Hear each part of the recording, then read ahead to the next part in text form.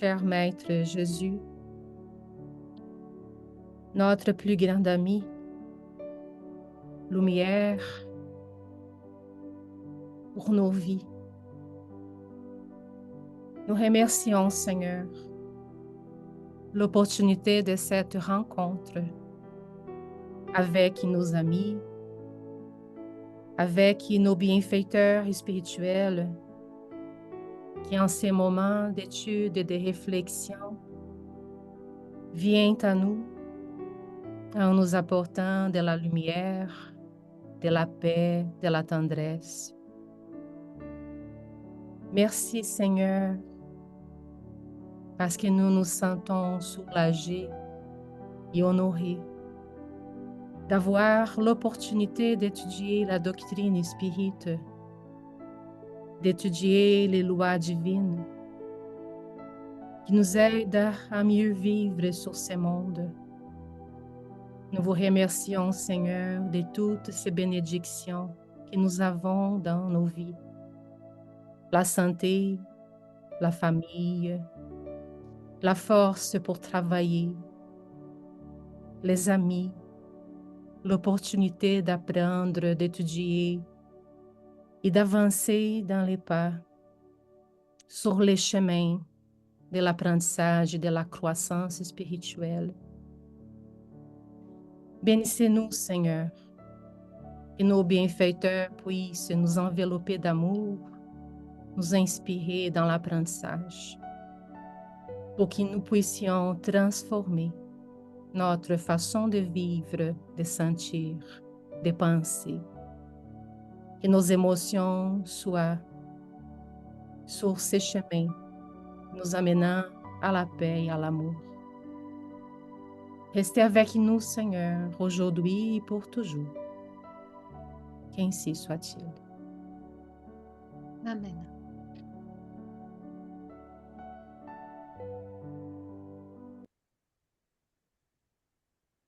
Bonjour tout le monde, merci beaucoup de votre présence. Je partage le texte avec la bonne date. Ça a changé? Je t'avais envoyé avec changement de date. Oui, c'est vrai. Donc, c'est bien aujourd'hui le 23 novembre. La parole divine. Est-ce que Christiane pourrait faire la lecture pour nous, s'il vous plaît? Bien sûr, avec plaisir. Merci. La parole divine.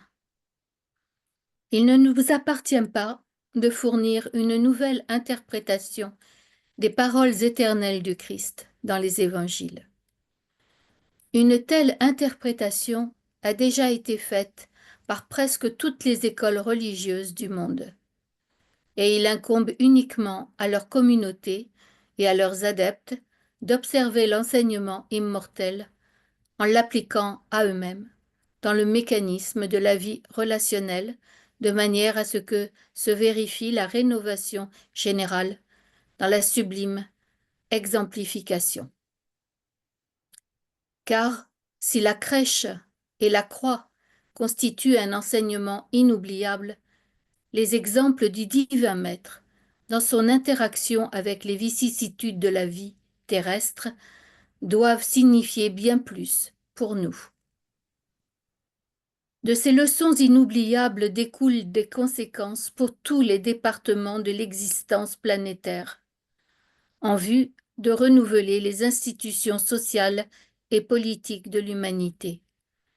Avec la transformation morale des hommes dans une nouvelle ère de justice économique et d'harmonie universelle, il peut sembler que les conquêtes du véritable christianisme soient encore lointaines face aux doctrines impérialistes actuelles, mais il faut reconnaître que 2000 ans ont déjà pesé sur la parole divine.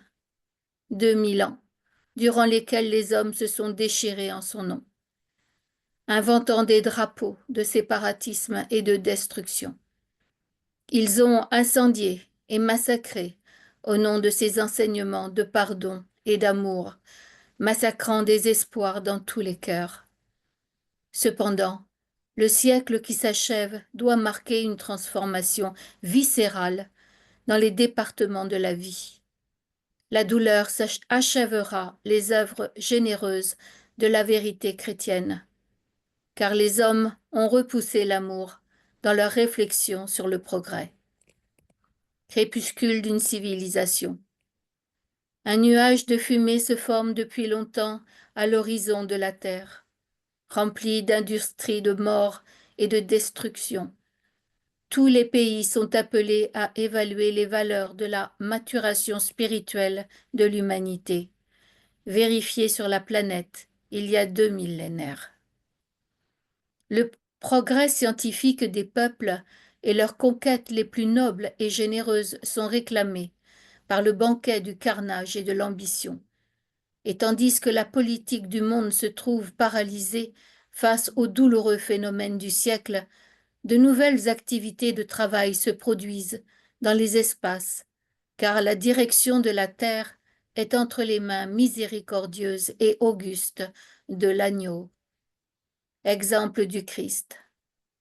Sans nous référer cependant au problème de la politique transitoire du monde, rappelons-nous que la leçon du Christ est restée à jamais sur terre, comme le trésor de tous les malheureux et de tous les démunis. Sa parole a construit la foi dans les âmes humaines, leur faisant entrevoir leur glorieux destin. Lorsque le besoin se fera sentir, nous reverrons la croyance et l'espérance se réunissant dans de nouvelles catacombes romaines pour relever le sens chrétien de la civilisation humaine.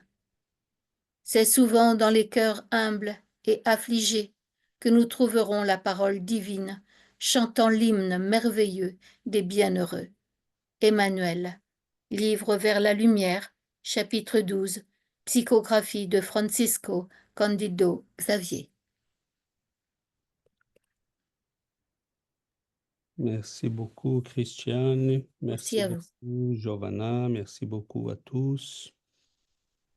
C'est difficile décider par où commencer parce que les textes d'Emmanuel, comme toujours, ils cachent des profondeurs qu'il faut, Chercher. il faut les chercher. Donc, ils sont des mots qui sont pas chiffrés pour cacher quelque chose, sont tout simplement profonds et on doit essayer d'y aller chercher dans ces profondeurs les messages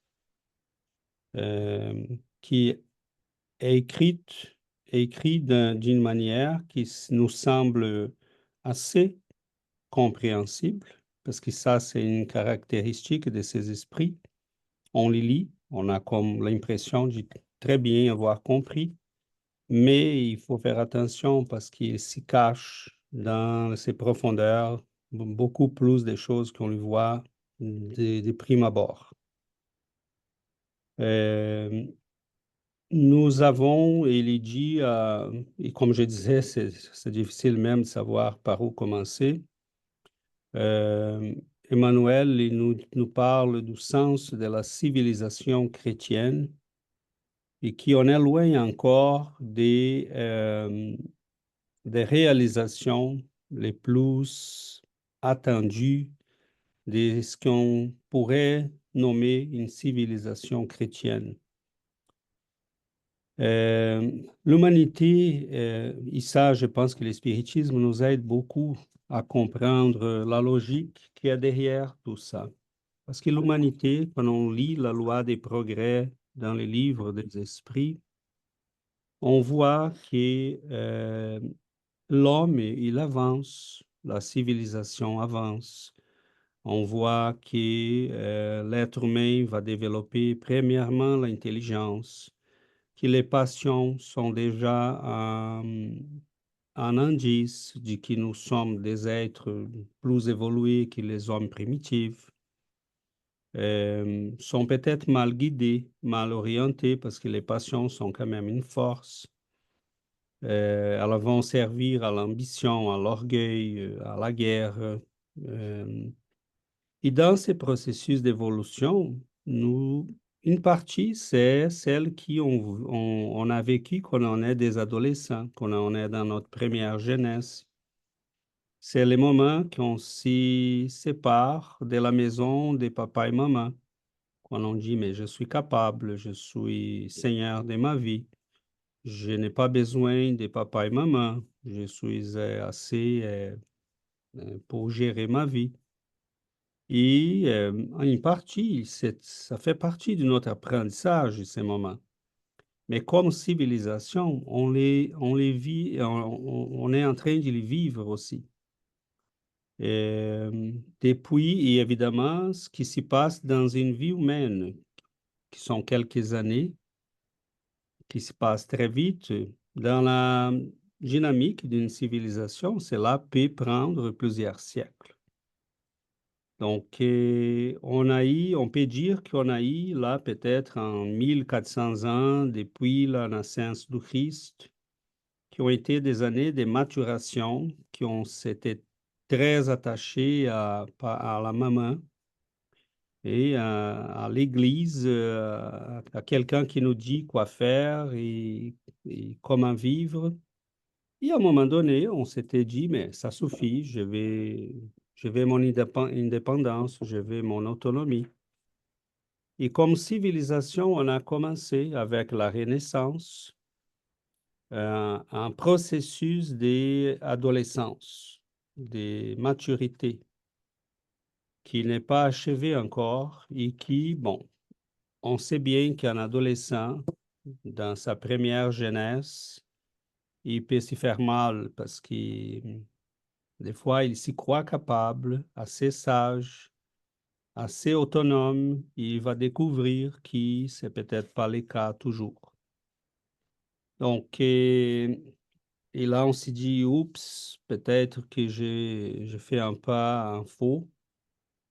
Euh, et on voit qu'avec notre objectif, c'est pas la critique, c'est tout simplement reconnaître les processus. Cependant, c'est un processus qui peut coûter très cher pour nous tous comme société. Parce que, premièrement, il s'y passe sans qu'on soit conscient. Hein? Nous, ici, nous sommes conscients de ça. Nous connaissons la loi des progrès, où est-ce qu'on doit arriver, mais Klaus Schwab à Davos, il ne sait pas. Donc, euh, les politiciens qui sont à tête de plusieurs pays importants, et ils n'ont aucune idée de ça. Ils pensent qu'ils sont au sommet de notre civilisation, qu'on en est à l'adolescence. Mais c'est ce qu'ils pensent tous les adolescents. Nous sommes au Tous. sommet. Donc, nous regardons tout ça avec espoir, mais inquiétude, parce que à partir de la Renaissance, nous avons commencé à mettre l'homme à la place de Dieu. Et nous sommes rendus à un point, hein, si on lit Yuval Harari, l'écrivain là qui vend des livres comme des pains chauds, euh, il va nous dire, bon, nous sommes rendus à la condition d'être des dieux. Nous avons le pouvoir de concevoir la vie, Empêcher la mort. ben, empêcher le maximum possible la mort, ou la donner comme on veut. On est rendu au pouvoir de concevoir une civilisation avec des robots qui vont travailler pour nous. Nous avons la question des inutiles, parce qu'il y a des gens qui peuvent plus travailler, qui sont pas nécessaires pour le travail, qui n'ont aucune raison pour étudier, qui peuvent être écartés facilement de la société. Qu'est-ce que nous faisons, nous, avec ça? Donc, c'est l'armée des inutiles dont il parle, qui n'auront aucun propos et aucun sens dans sa vie, parce que là, il nous propose, mettons, les revenus universels pour tout le monde, qui aurait besoin, évidemment. pour que ces gens-là puissent au moins consommer ce que les robots vont produire avec beaucoup plus d'efficacité. Donc, on a vraiment écarté Dieu. Nous sommes dans une civilisation concentrée sur la matière, sur les plaisirs. La morale, c'est celle que nous déterminons et nous décidons c'est quoi la morale. Et cela nous amène à une hécatombe, parce que à partir du moment que moi, je deviens le centre et pas Dieu, il faut convaincre les autres que moi, et ces moi-là, ça peut être Barack Obama, Klaus Schwab, les propriétaires de BlackRock, peu importe. Il faut nous convaincre que, bon, ils ont tout ce que nous avons besoin comme d'être humain, mais que moi, je n'ai pas. Mais il faut me convaincre qu'un autre être humain a tout ce qu'il faut et que moi, je n'ai pas. Parce que si je me rappelle bien, je suis un être humain aussi. Donc, pourquoi je dois suivre quelqu'un? Je pourrais dire, mais vous devez tous me suivre. Hein? Donc là, si nous devenons, nous, les dieux, il faut décider qui parmi nous va être les dieux, des dieux. Donc là, on a un problème. Ils veulent imposer, c'est ça. Et ils vont l'imposer, évidemment. Donc, c'est complexe, ces moments que nous vivons. Emmanuel nous rappelle que la maturité spirituelle de l'humanité commence avec la naissance du Christ. Qu'est-ce que cela veut dire? Cela veut dire que nous sommes prêts à commencer à réfléchir, à essayer, à explorer cet univers qui, c'est comme une lumière qui nous attire à ce qu'il y a des plus beaux, plus nobles et plus belles en nous, plus bons en nous. Donc, cette présence du Christ dans notre civilisation, c'est pour nous rappeler que non, nous ne sommes pas les centres, nous ne sommes pas nos propres créateurs. Il y a un créateur. Il est au centre de tout cet univers et il nous attire à lui avec amour, avec bienveillance. Il nous offre la possibilité, avec la venue du Christ, d'y marcher vers cette maturité spirituelle qui se manifestera chez nous par la compassion, la bienveillance. On ne parlerait pas d'une armée d'inutiles dans une civilisation chrétienne. Jamais. On ne parlerait pas de la mort assistée, mais de la vie assistée. On ne parlerait jamais de l'avortement, parce qu'on dirait tous les enfants sont bienvenus, on va les accueillir tous. Donc, les personnes âgées, aucune ne serait laissée à l'abandon, parce que nous sommes chrétiens. Donc, cette civilisation de l'amour, de la compassion, de la bienveillance, du respect à l'égard de l'autre, on croit qu'on est capable de la bâtir, qu'on puisse la bâtir par nous-mêmes. Mais à chaque fois qu'on essaye, elle va être bloquée par des intérêts économiques, par des intérêts de pouvoir, par des intérêts autres que celui de nous faire grandir vraiment vers l'autre et vers Dieu. Donc, c'est vraiment un moment complexe de notre civilisation et il vaudra la peine peut-être qu'on revienne sur les textes, sur les parties qu'on a soulignés. Au moins, je voyais là des éléments que ça vaut la peine qu'on y revienne parce que on est sur un chemin qui, à ce moment-ci, c'est délicat.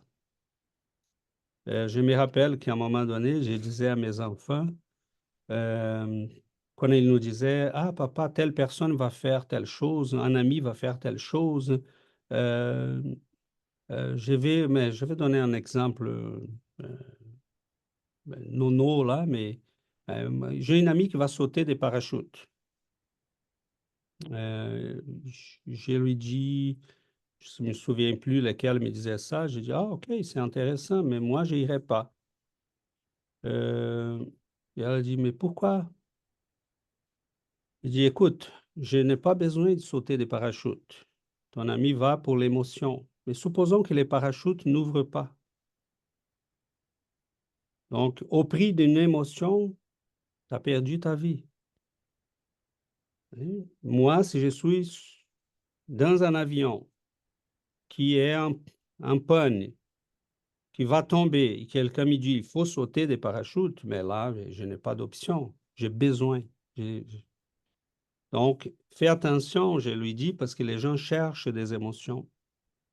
Mais personne ne cherche les émotions d'aller dans une crèche et aider les enfants dans une garderie, d'aller dans une maison de personnes âgées pour vivre l'émotion d'aider quelqu'un. Ce qu'on cherche, les bonnes émotions. Et là, j'ai conclu en disant, il faut survivre à l'expérience pour qu'elle soit productive. Donc, choisis tes expériences de manière à que tu puisses en profiter après. Parce que si tu sautes des parachutes et tu meurs, mais ça sert à quoi ton expérience? Donc, nous sommes dans une société immature. Nous sommes en train de faire des sauts en parachute sans se rendre compte que les parachutes ne peuvent pas ouvrir. On joue avec les armes nucléaires, on joue avec la possibilité de donner la vie, de changer la génétique des gens.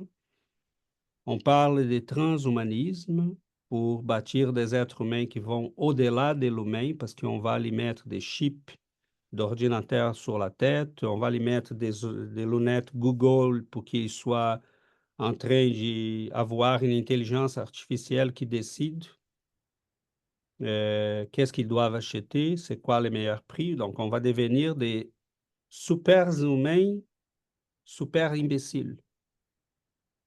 Parce que ce n'est pas nous qui pensons, c'est quelqu'un qui pense pour nous. Donc, et les questions qu'on va poser de plus en plus sont des questions qui vont nous ramener toujours au plus bas. Parce que c'est pas, on va pas poser à l'intelligence artificielle, est-ce que tu penses que la philosophie de Nietzsche est bonne? Elle ne peut pas me répondre ça, ou elle va répondre n'importe quoi. Est-ce que tu penses que le spiritisme est une bonne chose? Peux-tu me dire quelque chose sur l'essence de la vie? Non, on va poser des questions. Est-ce que je dois acheter rouge ou vert? Est-ce que ce prix est mieux que celui-là? Quel est le meilleur chemin pour aller à la maison de X ou Y? Donc, l'être humain est paresseux. Hein, c'est de la nature humaine. On ne veut pas dépenser de l'énergie. On veut les profits de la vie, on veut les plaisirs, mais on ne veut pas dépenser de l'énergie. Y apprendre, grandir, devenir quelqu'un de mieux, faire des efforts, bon, ça prend toute une éducation pour ça. Donc, je finirai en disant qu'Emmanuel va nous parler de l'exemple du Christ. Quand je dis que chaque mot dans ces textes compte, c'est vraiment, c'est ça, mais je vais m'arrêter sur celui-là pour qu'on puisse passer la parole à nos amis, à vous tous.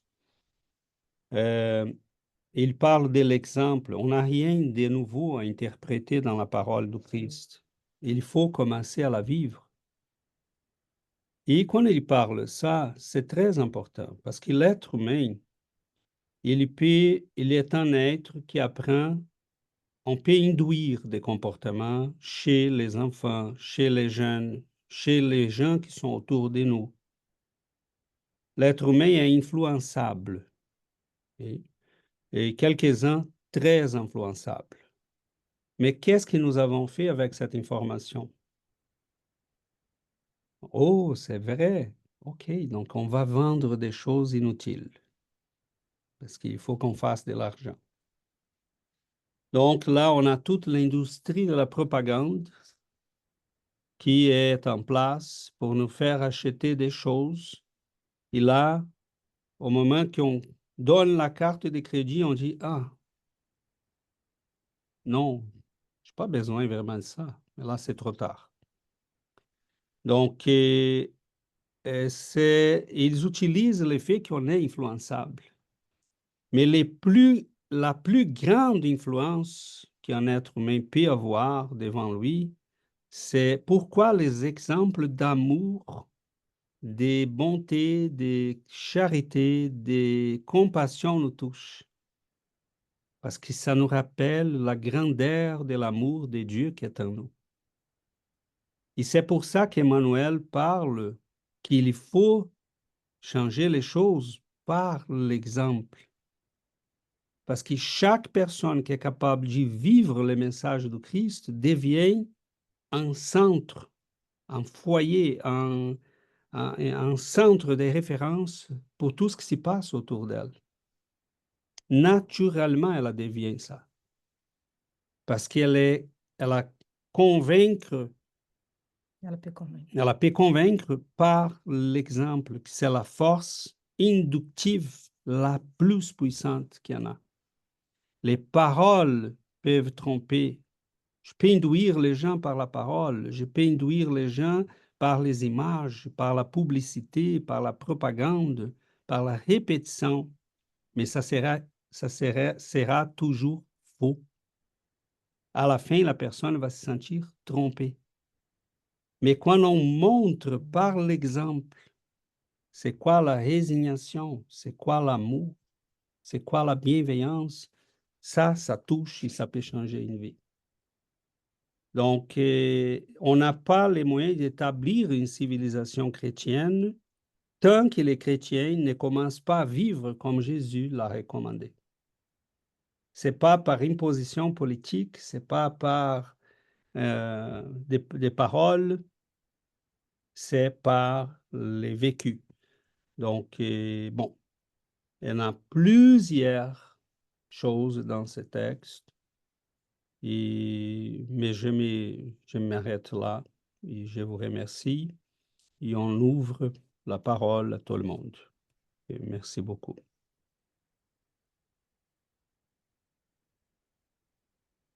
Jonathan. Euh, Jonathan. Jonathan et après Yuri. Oui, bonjour à tous. Il y a beaucoup de choses qui vont dans ma tête. Et la première phrase du texte, il ne nous appartient pas de fournir une nouvelle interprétation des paroles éternelles du Christ et des évangiles. Et mon expérience, grandir chrétien, catholique, dans un pays musulman, passer des années avec le bouddhisme, maintenant avec le spiritisme, et je reviens toujours à ma façon de prier avant, et je vois autour de moi les gens qui prient, qui sont chrétiens, et j'ai l'impression que Jésus, Jésus on a appris que Jésus est un take order. Il- on on l'appelle pour avoir une vie plus confortable, Jésus, donne-moi ce boulot, Jésus, donne-moi 10, oh Dieu, donne-moi 10, donne-moi ça et ci et ça. Et, et, et s'il ne nous donne pas, il n'est pas bon. Et, et je ne sais pas comment est-ce qu'on pourra sortir de ça. C'est ce que j'ai appris en grandissant chrétien. En tant que musulman, c'est plus, on est plus des martyrs, c'est la volonté de Dieu, et puis quoi qu'il arrive, il arrivera. Le bouddhisme, au moins, ils nous apprennent un peu la discipline morale, qui nous aide un peu à avoir une conscience et être aware de savoir que l'autre est là, que ce n'est pas juste nous. Um, et la semaine passée, je voulais intervenir, mais et dans mon travail, je fais du marketing. Mon travail, c'est d'influencer les esprits des gens et de créer une émotion. Donc, mon travail tous les jours, c'est c'est très facile. C'est très facile pour moi de vendre quelque chose que j'utiliserai même pas moi-même. Et ça marche. Cette année, où je travaille, on ne sait même pas comment est-ce qu'on va grandir. Parce que je charge le plus possible, je suis une star, je dépense un tout petit peu, mais le message que j'arrive à donner, ça marche et les gens achètent et ils pensent même pas. Et ça me fait toujours penser que je suis pas un politicien, mais en ce que je fais en marketing, ben non, ça marche. Quand les gens pensent avec leur cerveau, c'est très, très facile à manipuler un cerveau. Et c'est ce que je fais tous les jours. Et je suis payé pour ça, ça marche très, très bien. Et quand je retourne à la maison, ce que je fais, j'essaie de ne pas penser avec mon cerveau, j'essaie de penser avec mon cœur. Et je pense que c'est ça que les gens ont perdu. Parce que quand je pense avec mon cœur, ce que je fais, même j'apprends la discipline morale. Je ne sais pas ce qui est parfait, je sais pas, je peux pas être juge de ce qui est bien ou mal, mais chaque fois j'essaie de me questionner. Si j'ai ce boulot-là, ça veut dire que quelqu'un d'autre va pas l'avoir. Donc, j'essaie de réfléchir avec mon cœur, ou quand je prends une décision d'acheter quelque chose ou de faire plaisir à quelqu'un, j'essaie de penser avec mon cœur. Mais quand je suis au boulot, ce qui est la majorité de mon temps, mon travail, c'est d'influencer les gens et de leur faire dépenser. Et je fais plus d'argent. J'ai une deuxième personnalité. Et c'est pour ça que j'ai pas tellement d'optimisme pour l'humanité parce que je suis même frustré avec mes propres amis parce ils sont très intelligents, successful, ils ont du succès. Mais quand je leur dis que un tiers de mon temps, c'est mon travail intellectuel au boulot, un tiers de mon temps, c'est ma santé physique et un tiers de mon temps, c'est mon spirituel. Là, ils me lâchent. Ils sont pas contents avec moi. Même ma copine, même mes meilleurs amis, ils comprennent pas. Pour eux, ils pensent que César, c'est un, c'est une secte ou quoi que ce soit. Donc, je ne peux même pas en parler parce que ils disent, mais comment est-ce qu'elle fait que Jonathan, il n'est jamais disponible le samedi matin? Et quoi, ça fait 2 ans, on peut pas l'avoir. Même les bouddhistes, ils comprennent pas. Et c'est pour ça que j'ai pas tellement d'espoir parce qu'on est tellement influençable, notre esprit est tellement influençable et on a perdu, mon point c'est qu'on a perdu le sens d'aimer et de faire des actions avec notre cœur. Et tous les jours, je fais des actions qui sont en dehors du boulot, qui sont pas nécessairement justes, mais au moins j'essaie de me dire qu'est-ce que la personne va penser, comment est-ce que la personne va devenir. J'essaie de ne pas écraser les animaux, les insectes. Je mange pas de viande. J'essaie vraiment de réfléchir avec mon cœur et pas avec mon cerveau. Et pour moi, quand je prie, je suis pas là pour, je demande pas à Jésus ou Dieu de me donner ça ou ça ou ça. Je fais partie de lui. Ce que je veux, c'est construire mon karma, mon énergie et vraiment amplifier cette énergie. Mais je pense que ça prend beaucoup pour tout le monde d'être là. Et le problème, c'est qu'avec le progrès, on a tout. On a la médecine, on a l'argent, on a tout ce qu'on veut. Mais là, cette année, j'ai jamais eu autant de personnes me demander de l'argent et qui ne peuvent pas, ils peuvent pas payer leur loyer, quoi que ce soit. Ben, j'arrive pas à comprendre. On est dans une société où on a tout. Ben, on n'a rien du tout. Désolé, j'étais un petit peu long. Non, non, Jonathan, et en fait, je demanderai à Yuri et à Dominique de me donner 2 minutes avant que je passe la parole rapidement. Et, regarde je vois la conscience que tu as de l'univers complexe dans lequel tu es en train d'agir et de vivre. Et c'est bien parce que ça commence par là. Il faut en être conscient de tout ça pour qu'on puisse savoir et commencer à réfléchir.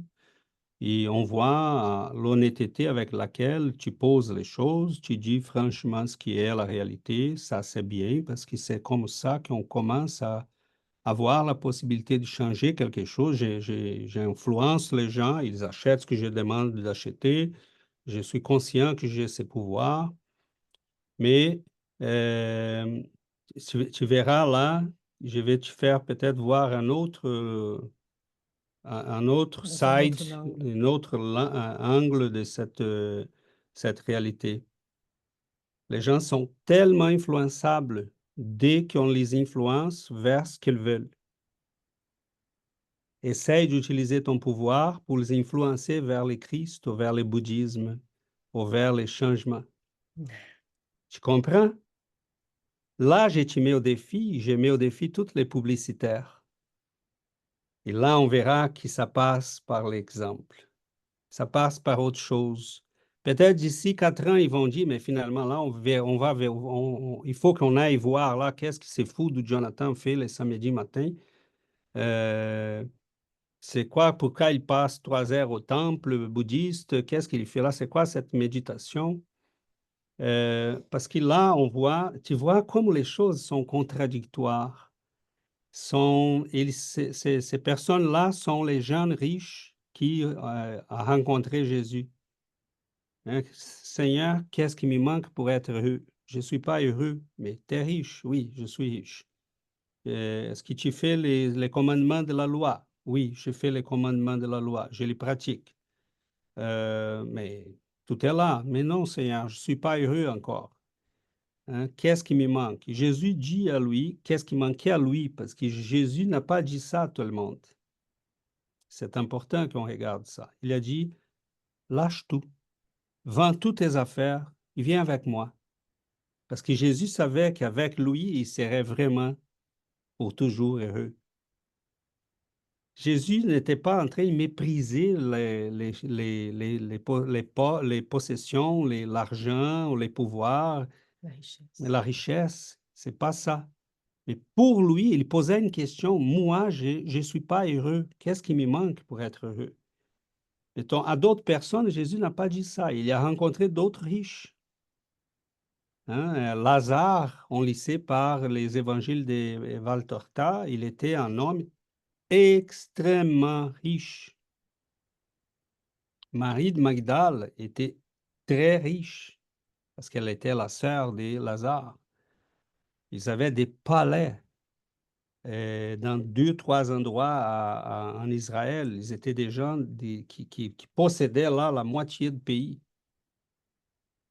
Mais Jésus n'a jamais lui dit, lâche tout, il vient avec moi. Parce que pour lui, ce n'était pas un problème. Il n'était pas attaché à sa richesse. Donc, on peut influencer les gens et là, on vient, et c'est ça les tristes, parce qu'on va les influencer toujours pour devenir des animaux. C'est peut-être pas le cas pour toute la publicité. C'est pas ça. Tu fais vendre des hôtels ou des je sais pas quoi. C'est pas que toutes les ventes sont méprisables. On a une société capitaliste. Il faut vendre, il faut produire, il faut que quelqu'un fasse convaincre les gens des choses. C'est comme ça. Et on va pas changer l'être humain qui, tes amis, mettons, tu peux le convaincre à faire plus de ce qu'ils font déjà, à chercher plus de plaisirs, à chercher plus de pouvoir, mais tu ne peux pas le convaincre à chercher la vérité. Donc, la seule manière de les convaincre, c'est ta vie. En changeant toi-même. C'est toi. C'est les changements que tu produis en toi. C'est pour ça que là, on revient au texte d'Emmanuel. C'est l'exemple qui change. Et ça va passer du temps, parce que pour l'instant, regardons à la fin du texte, il dit, quand les besoins s'y présentera, on va commencer avec foi et espoir à chercher les catacombes de Rome. Ça veut dire, nous sommes dans une catacombe de Rome à ce moment-ci. Ces petits espaces dans lesquels nous sommes dans les catacombes de Rome, où les premiers chrétiens s'y réunissaient. Nous sommes peu, pas beaucoup, nous ne sommes pas nombreux, mais on commence déjà à chercher parce que les besoins se présentent. On sait qu'on est sur la mauvaise voie. Donc, qu'est-ce qu'il nous a dit les neveux de Freud qui a bâti toute l'industrie de la publicité? L'être humain est un animal qui veut manger, faire du sexe, boire, avoir du plaisir. Il ne veut pas penser. Il faut qu'on lui dise quoi faire, pour qui voter, où y aller, comment s'habiller, quoi manger. Acheter. Donc là, on regarde l'être humain comme un animal.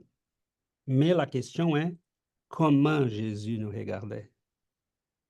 Comme un diamant qui est emprisonné sur les débris, sur les cailloux, caché dans une montagne, qu'il faut les chercher pour qu'il puisse briller. Mais c'est certain que cela prend plus de temps. Donc, je te lance une réflexion. Commence à réfléchir comment utiliser ton pouvoir technique, intellectuelle, pour aider à bâtir autour de toi, aider les organismes, aider les temples bouddhistes, bâtir un site qui tu puisses faire la publicité des contenus spirites. Tu verras que ça prendra beaucoup de temps. Hein? Giovanna, hier, elle m'a montré deux choses. Une madame qui a découvert qu'elle a pu gagner la vie avec sa fille. Une petite fille géniale, cute, qui parle, qui est très intelligente. Et là, la madame, elle expose toute la vie de la famille tout le temps. Elle va cuisiner, elle est en train de filmer. Elle a, toute sa vie est exposée. 5 millions d'abonnés. Et là, toute contente, quelques heures plus tard, elle ne faisait pas le lien entre les deux choses. Ce matin, d'ailleurs, elle me disait, « Oh, tu sais que les sites, les chaînes YouTube de notre centre spirit a 500 abonnés. » 400. 400. 400. 400. Il y Toute avait... contente. toute contente. Et donc, j'ai te mis au défi. Hein? Essaye d'utiliser ces pouvoirs pour faire les gens venir chercher le bien et la vérité. Là, tu verras qu'on passe à un autre niveau. Là rentre la question de la maturité spirituelle. Là rentre la question de la quête des sens. Donc, est-ce que les publicitaires sont capables d'y éveiller chez les gens cette envie que nous avons tous de quelque chose qui puisse répondre au sens de la vie. Parce que cette envie est remplie aujourd'hui par des hamburgers, des autos, des vêtements, et on exploite même ça. Mais est-ce que nous, avec ces pouvoirs, pourrions-nous influencer les gens pour qu'ils s'y éveillent? C'est un défi à s'y poser. Et on verra qu'il est beaucoup plus complexe que vendre des choses. Mais ta réflexion est merveilleuse, Jonathan. Ça nous soulève beaucoup de questions, et on doit continuer à réfléchir sur tout ça. Comment peut-on changer cette réalité? Et n'ayons pas l'illusion qu'on va changer le monde. Tes amis, tu disais, ils sont très intelligents. Non, ils ne sont pas.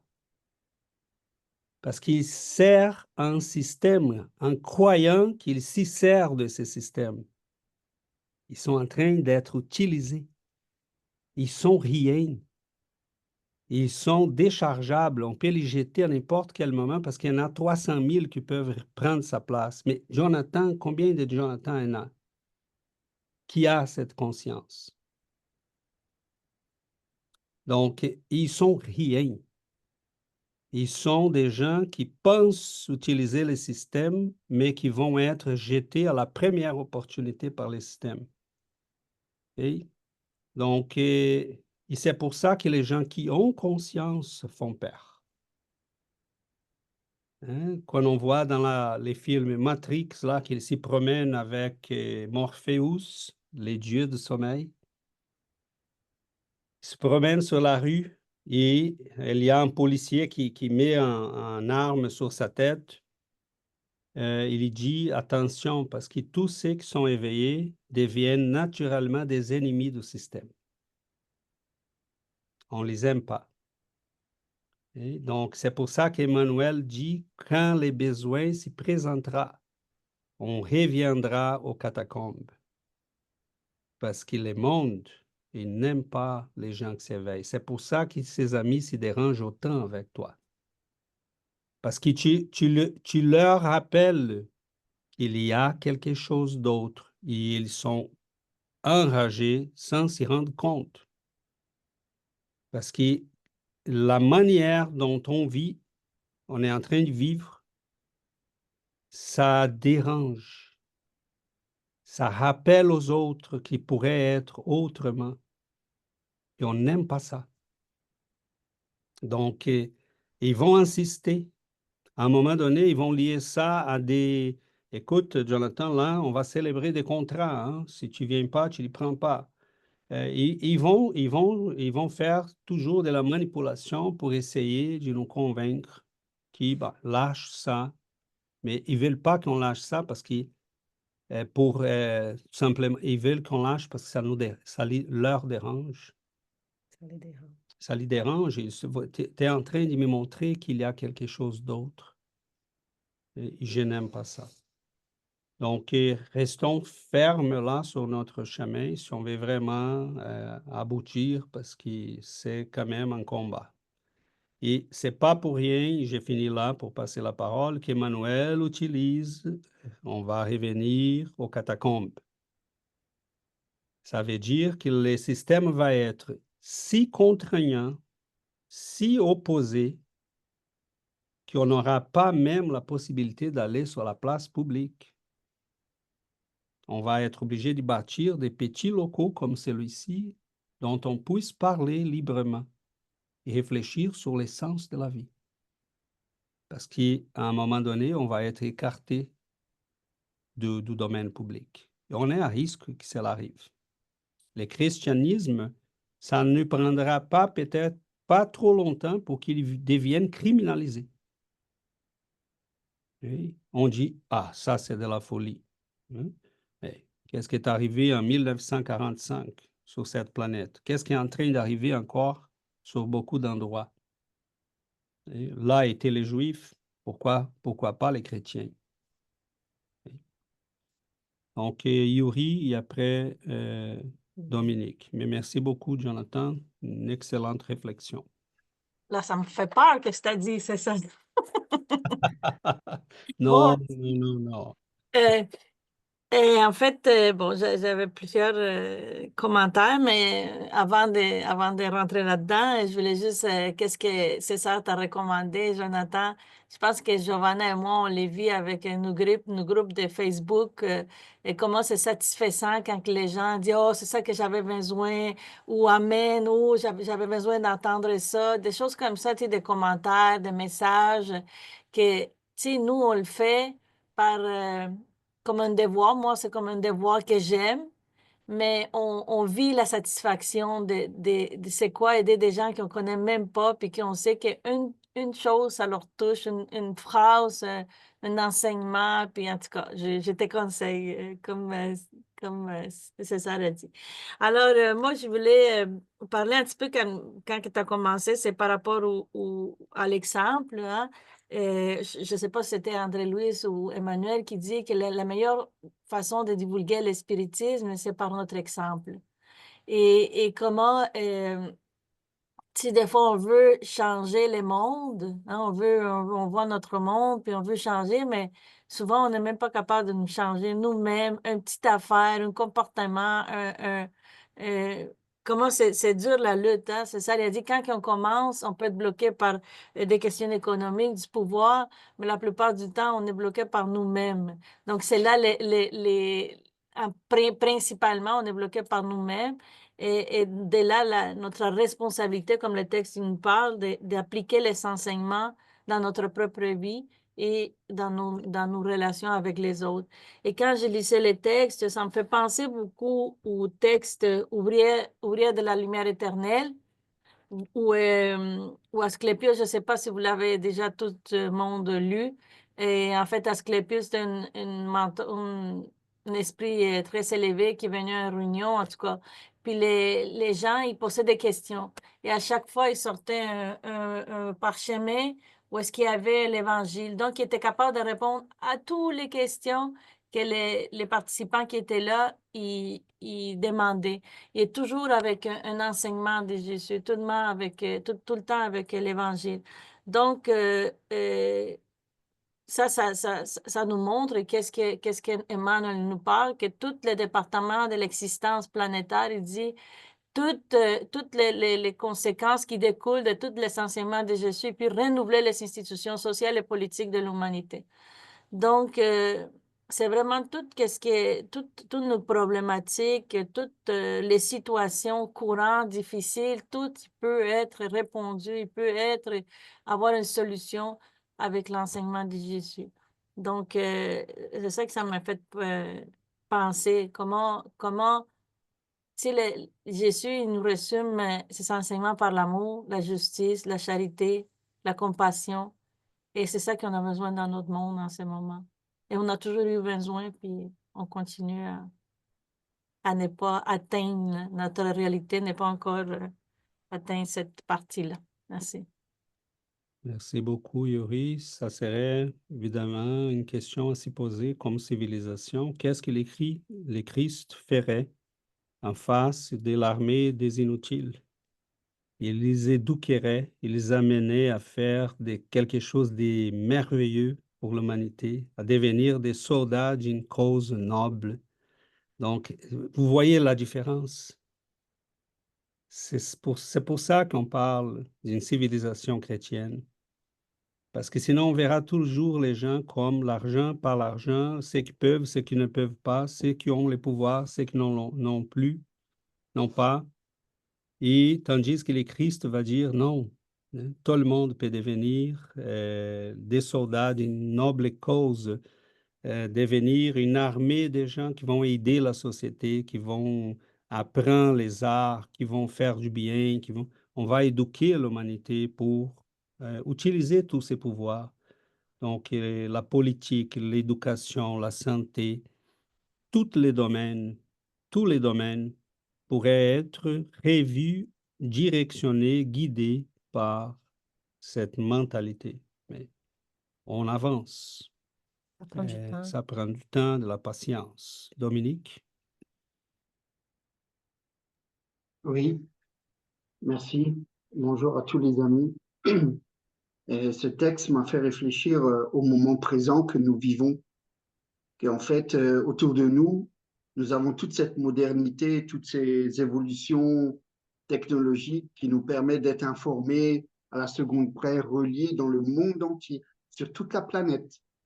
Et cette tendance est tantôt bonne, tantôt elle est exagérée parce qu'elle met l'accès sur nos imperfections, sur nos tentations. Et souvent de fois, eh bien, elles nous mettent un voile devant la réalité, qui est les premiers défis dans la famille, qui est le vrai travail, qui est le principe d'évolution de notre âme. Et en parcourant ce texte, eh bien, j'ai eu tendance à revenir au siècle où Jésus est arrivé à Jérusalem et qu'il a qu'il a enseigné à tous ses apôtres et par ses préceptes et qu'il a dit, mon royaume n'est pas de ce monde. Mais nous y sommes encore dans cette phrase qui est tellement vraie. Et César en a parlé avant, laissez-vous bien et suivez-moi. Ne nous laissons pas tenter ou aveugler par les biens terrestres, mais continuons de travailler sur ces biens célestes. Voilà. Et en fait, tout ce texte nous invite encore une fois par la phrase, là, sa parole que construit la foi dans les âmes humaines, leur faisant entrevoir leur glorieux destin. Mais qui sont les responsables des glorieux destins? C'est nous-mêmes. Et comme le texte dit, ne restons pas enfermés dans ces catacombes romaines et travaillons pour justement que nos destins soient glorieux et nos prochaines réincarnations moins amères. Et César a parlé de l'écart de Dieu et que certains frères et sœurs matérialistes qui sont vraiment aveuglés par tous ces biens terrestres Ben, c'est parce qu'ils ne croient pas encore à ce royaume que Jésus nous invite à suivre, c'est-à-dire plus développer euh, la richesse intérieure, la compassion, la bienveillance, etc. Donc tu as dit. Mais à l'époque des Romains, on peut se poser la question, il y avait les cirques. Et que faisait le peuple? Eh bien, ils allaient au cirque. Ils préféraient aller au cirque plutôt que d'écouter les paroles du Christ. Ils allaient suivre les combats, les courses de chars, les combats des gladiateurs, etc. Voilà. Donc, on est à des siècles différents, à des époques différentes. Nous sommes encore confrontés à ce choix, à cette barrière entre le matérialisme et le spirituel. Mais bien sûr, moi je trouve que ce que Jonathan a dit, c'est très bien. Et c'est une formidable opportunité qu'il développe la tolérance vis-à-vis de ses frères et sœurs qui sont autour de lui, qui ne suivent pas son même chemin, et qu'il développe aussi justement ce que César préconise, c'est-à-dire par le fait qu'il ait cette facilité d'influencer, eh bien, qu'il partage, comme nous tous on le fait sur les réseaux sociaux de WhatsApp, dans les groupes, on partage les différentes informations qu'on reçoit pour éveiller l'attention de ses frères qui sont encore aveuglés. Et j'ai un bel exemple, aujourd'hui je ne l'ai pas encore envoyé, c'est TPMP pour les Français et d'autres. C'est une émission qui propose des sujets assez difficiles que Cyril Hanouna met en exergue dans sa chaîne. Et il avait invité Stéphane Alix. Et Stéphane Alix est venu avec une médium parlant très correctement de la médiumnité et que notre âme, que la vie continue après la vie.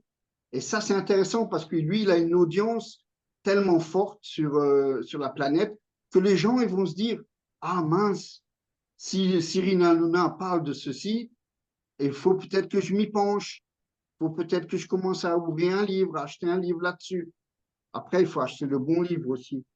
Et la radio du Lotus, souvent de fois dans des thèmes qu'il propose, à nous de les partager également, à ses frères et sœurs qui sont autour de nous, qui sont encore dans le monde matérialiste. Et c'est ce que j'ai fait avec un ami, parlant de deux médiums qui sont arrivés près du château de Fougeray et qui ont tout ressenti dans les pièces avant même d'avoir pénétré ce château. Et il est venu vers moi, il a dit, Dominique, j'ai vraiment adoré ce que tu m'as envoyé, j'ai écouté avec beaucoup d'attention.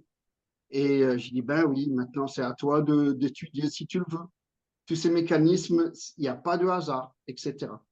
Voilà. Donc je trouve que c'est vraiment formidable ce qui se passe autour de nous et justement de ce dont on parle dans les études. Merci.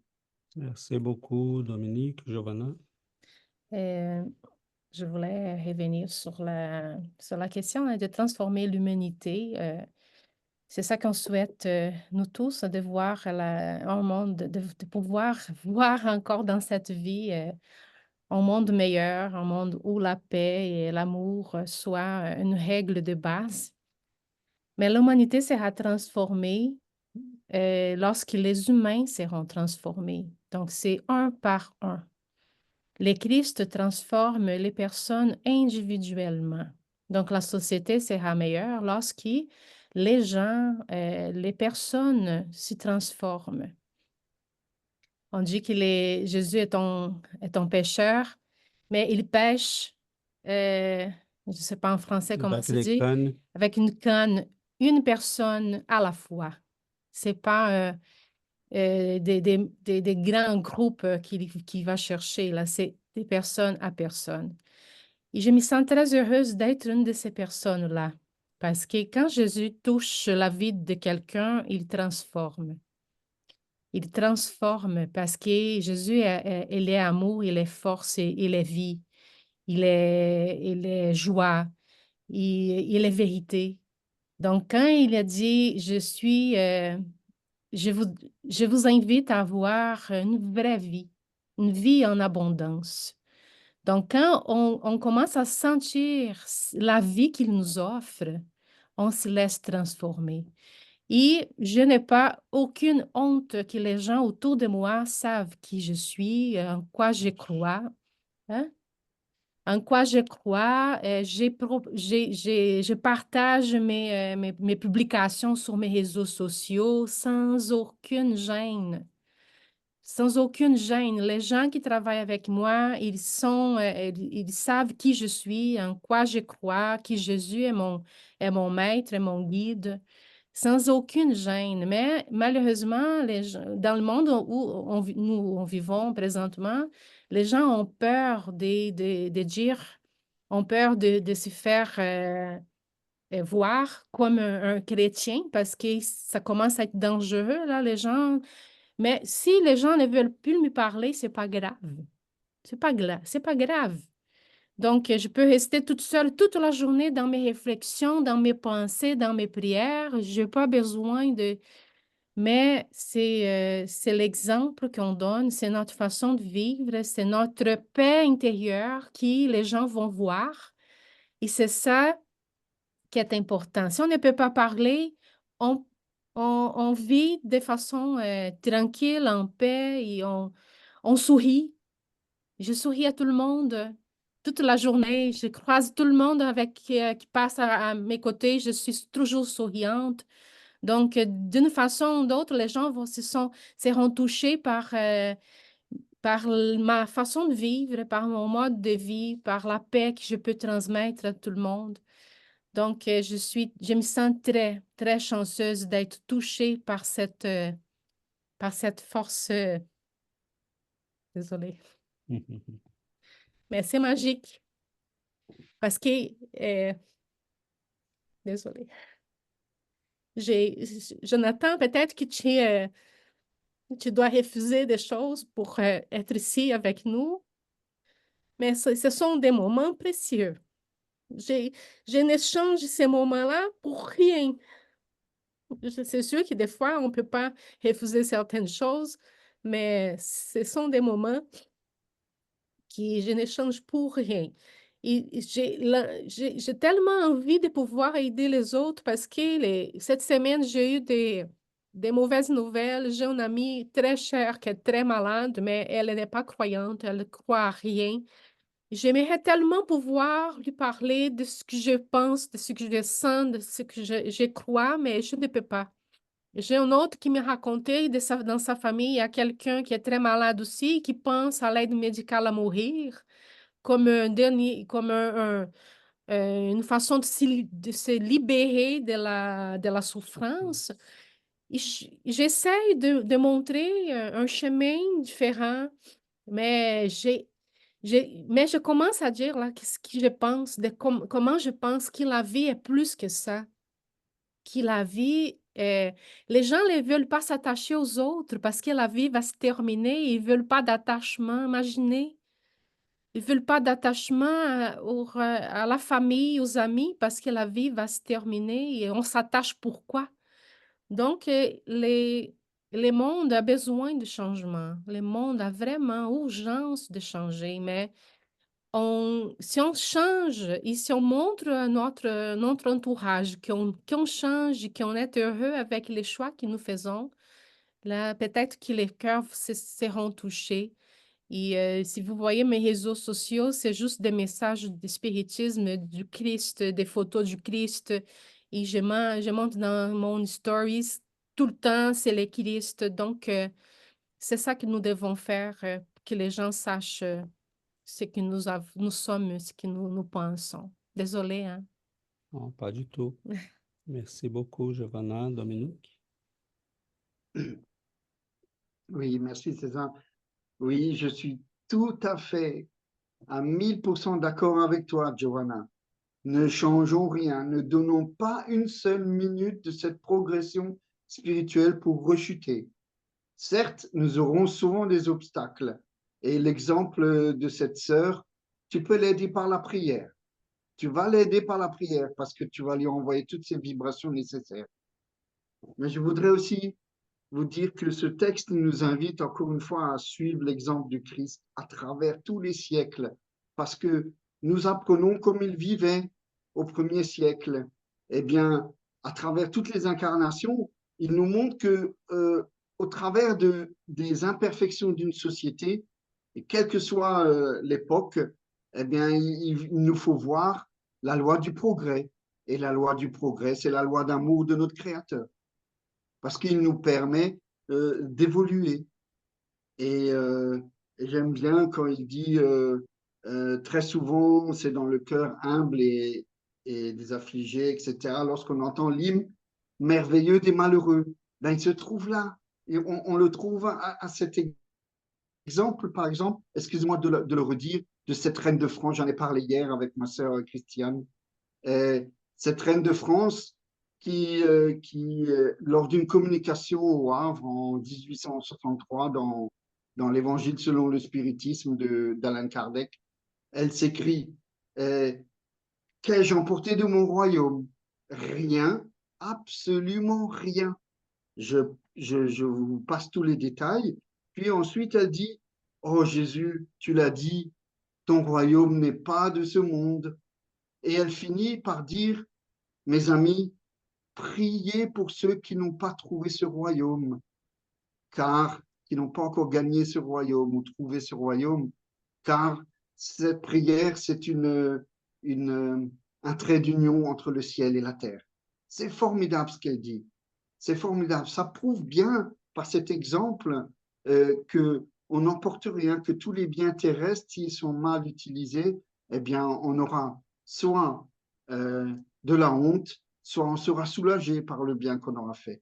Voilà. Et Léon Denis, qu'est-ce qu'il nous dit? Eh bien, il nous parle de cette infériorité de cette planète où nous vivons avec les tempêtes, les raz-de-marée, les chaleurs intempestives, le froid, etc.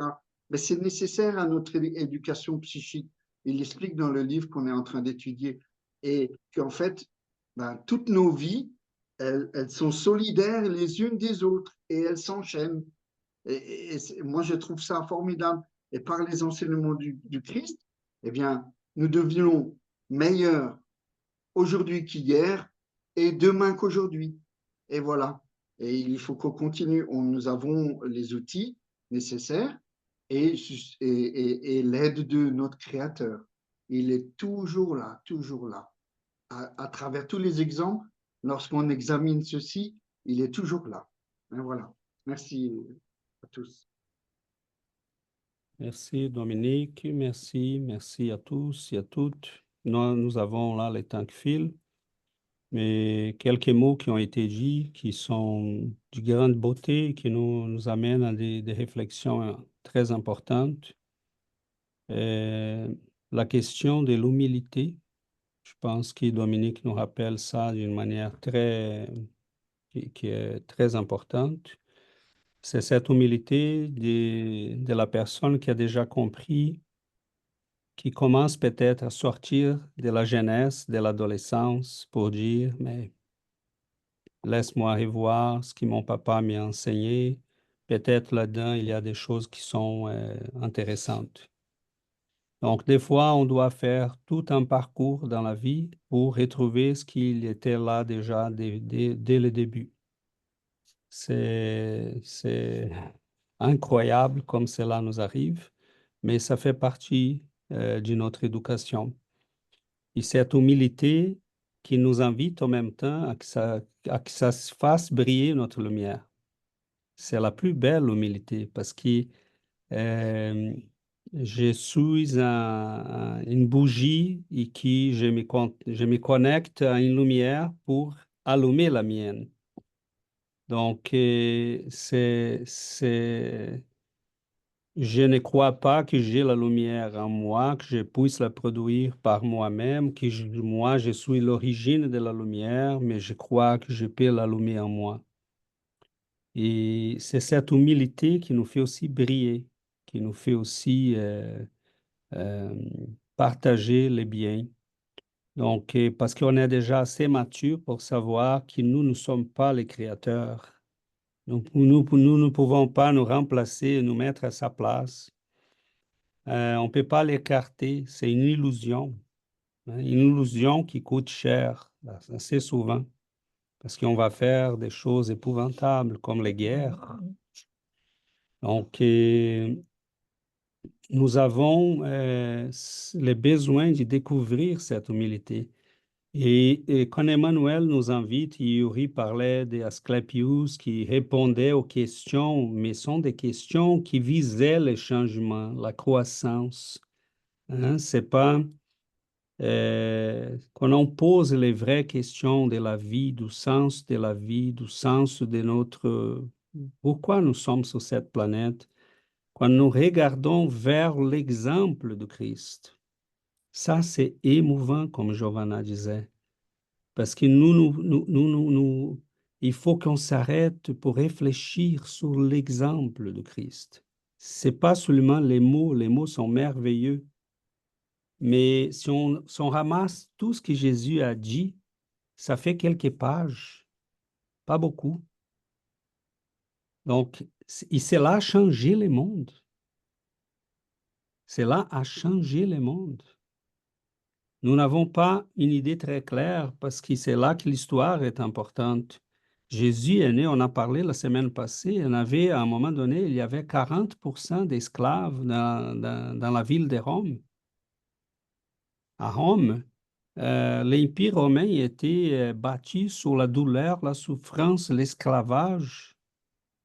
Hein, la puissance de César était basée sur les sangs des innocents, des gens qui étaient massacrés. Tous les empires qui sont bâtis sont la même chose. Et quand Jésus apparaît, il y a ces mouvements d'amour, de fraternité. On va soigner les gens, on va s'occuper des enfants, on va protéger les personnes âgées, les veuves, les soldats qui revenaient, ils n'avaient personne pour eux, qui n'étaient plus utiles au système. Hein, débrouillez-vous, devenez des mendiants. Donc, les écoles, les premiers hôpitaux, tout ça va être bâti. Dans les épidémies, les chrétiens étaient les seuls qui restaient en ville, qui ne fouillaient pas. Ils allaient maison par maison pour chercher les gens. La dignité humaine est devenue quelque chose de concret.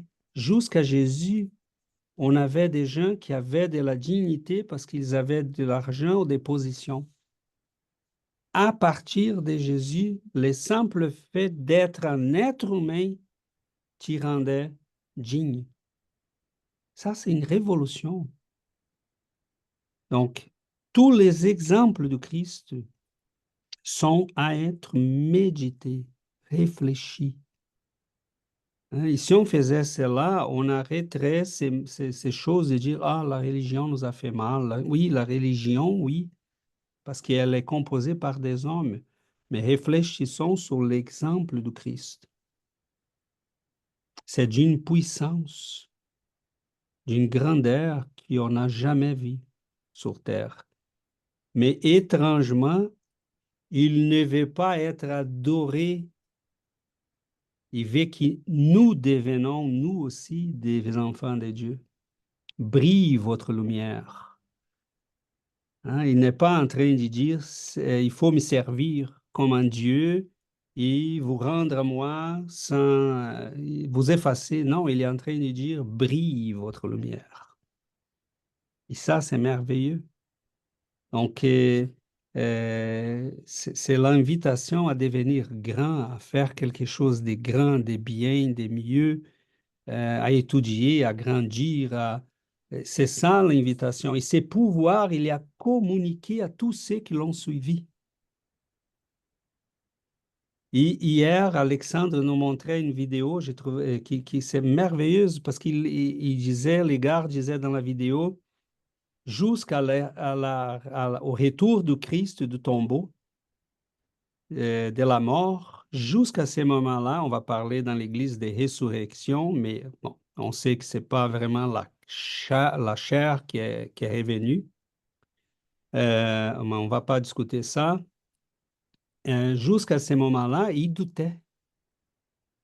Ils doutaient même en face de tout qu'ils ont vécu avec lui. Ils ont vu des lépreux être guéris, des aveugles revenir à la vision, des gens qui étaient morts, comme Lazare et les jeunes enfants de la veuve de Naïm, revenir du tombeau. La fille de Jaïr, ils ont vécu tout ça avec Jésus, mais ils hésitaient encore. En face de la persécution, ils sont tous éparpillés, fouillis. Et là, ils étaient réunis à Jérusalem et Jésus rentre. Il dit, le texte dit, il n'a pas frappé la porte. Il est apparu devant eux. Et à ce moment-là, ils disent, écoute, on est en face de quelque chose là. Tout ce qu'il avait dit s'accomplit. Et à ce moment-là, ces hommes qui étaient faibles, qui avaient peur, qui hésitaient, ils deviennent d'un courage. Ils sont possédés par un courage qui lui faisait à faire face aux bêtes, au cirque romain, à toutes les persécutions. Pourquoi? Parce qu'ils étaient 100%, 1000% sûrs que cette vie, ce n'est qu'un passage. On est sur une école, dans une école. Donc, à ce moment-là, ils ont dit, mais c'est vrai, tout est vrai. Il est de retour.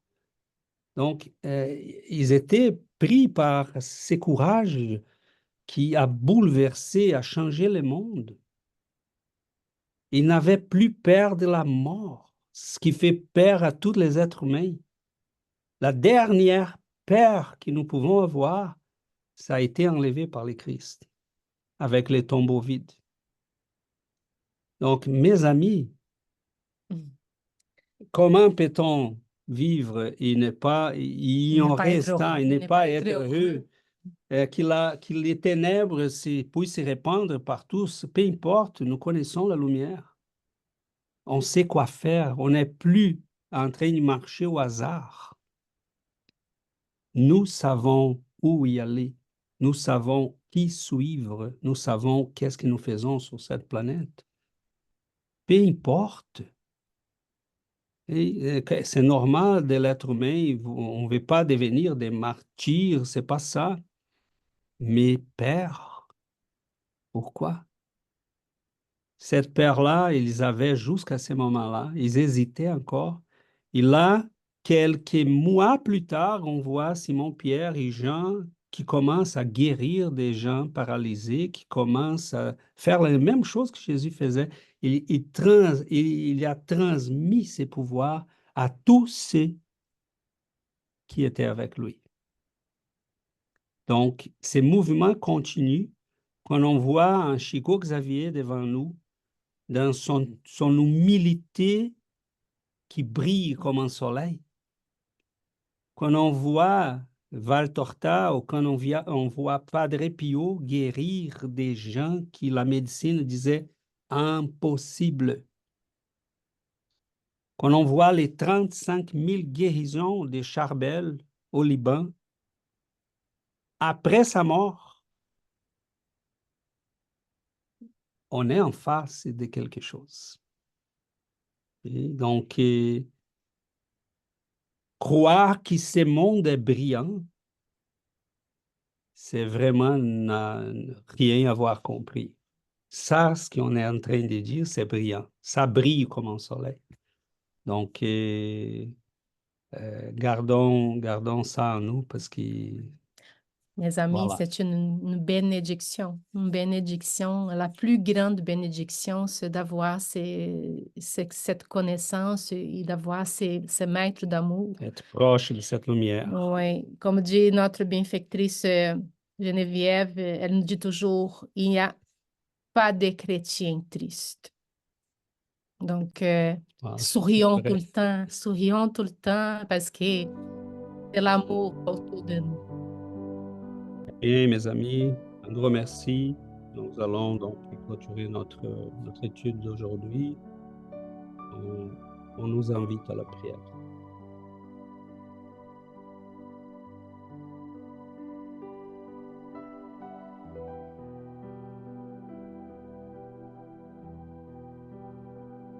Seigneur Jésus, cher guide, nos amis des Lumières,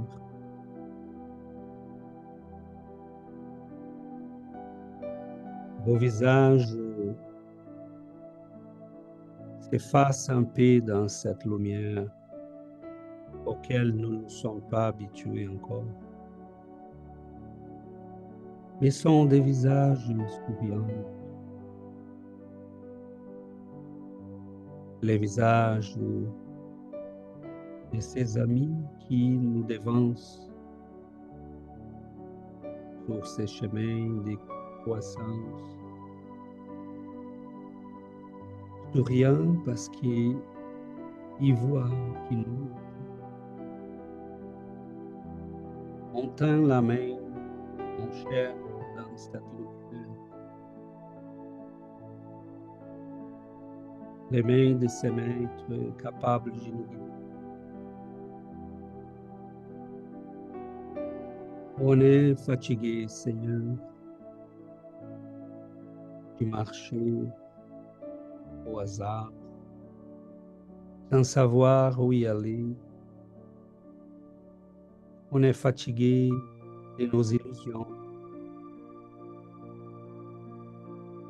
des erreurs qui se répètent. On est fatigué, Seigneur,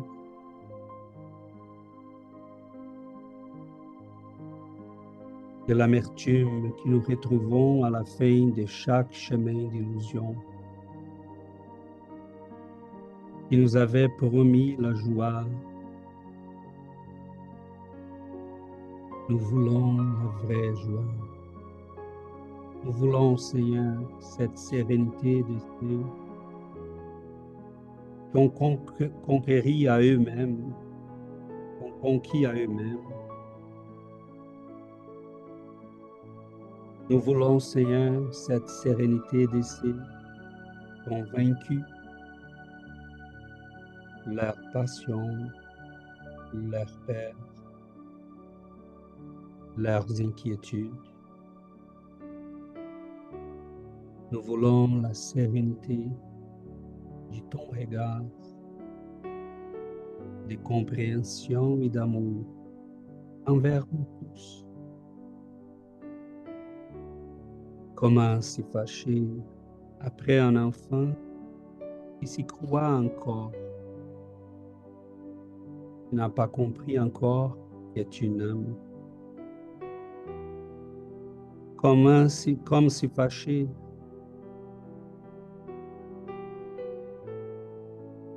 après ses frères et sœurs qui courent après les vents, la fumée, et qui voient ses illusions se défaire devant ses yeux. Il ne remarque pas le soleil qui est derrière. Il ne remarque pas la lumière qui leur permet de marcher, de voir. Nous regardons, Seigneur, la lumière.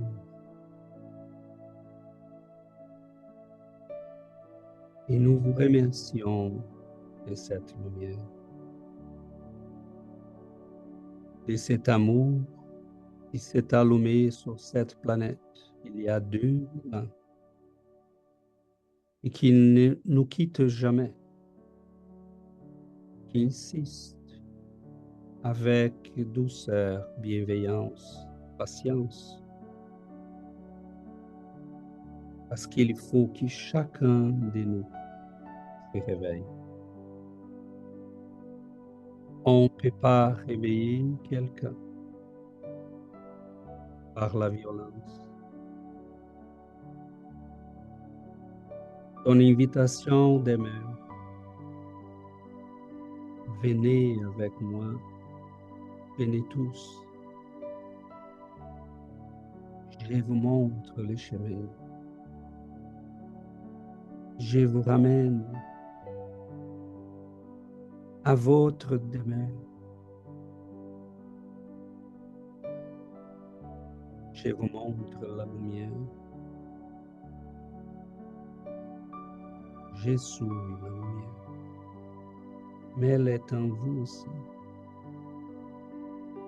Laisse-moi l'allumer pour que vous ne marchiez plus sur les ténèbres. Nous vous remercions, Seigneur. Et à chaque jour, dans nos prières, nous disons, ne me laisse pas, Seigneur, revenir, marcher à nouveau vers les vieilles habitudes. Ne laisse pas, Seigneur. Nous vous remercions, Maître, de cet amour infini. Nous vous remercions d'être éveillés. Nous vous demandons à chaque jour, gardez-nous éveillés. Que votre amour puisse bénir nos vies, éclairer nos cœurs, éclairer nos chemins. Nous vous remercions infiniment et remercions à ces esprits de lumière qui sont avec nous, qui visitent nos foyers, qui s'occupent de nos êtres chers et qui nous apportent la santé, la joie, la bonne volonté de vivre, de grandir. Merci infiniment, Seigneur. Restez toujours avec nous. Ainsi soit-il.